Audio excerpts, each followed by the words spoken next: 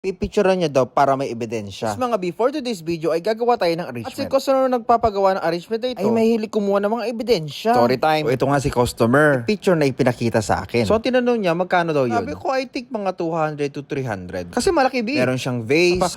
Talaga? Kanya 150 lang daw yun. Pasabi ko paano naging 115 madam? Kasi nga daw pinagawa niya daw yun sa flower shop. Siyempre kalma muna. Sabi ko madam meron kasi kaming sinusunod na presyo. O yung presyo na lang namin yung sundin namin. Hindi daw gusto niya daw yung ganun na design. Sabi ko wala namang problema. Basta't magkakasundo tayo sa presyo. Basta pwede daw bang 100 na lang. Sabi ko walang problema. Start yung 100 real na bulaklak lang ilalagay ko dun sa base niya. Sabi ko mga 10 pieces lang na bulaklak yun. Libre na yung greens at saka mga ano. Oh wow, bakit daw ano? Uy, bakit daw 10 pieces lang? Siyempre ganun yung presyo namin madam. Di kamot siya. Sabi ko pag 20 pieces 200. Pag 30 pieces 300. Ito yun na lang. Tapos bigla ba naman na nabihan ako na masungit? Sabi ko hindi naman kita sinusungita madam. Tinutulungan niya kita eh. Sabi ko hindi naman mataas yung boses ko. Hindi naman ako naninigaw.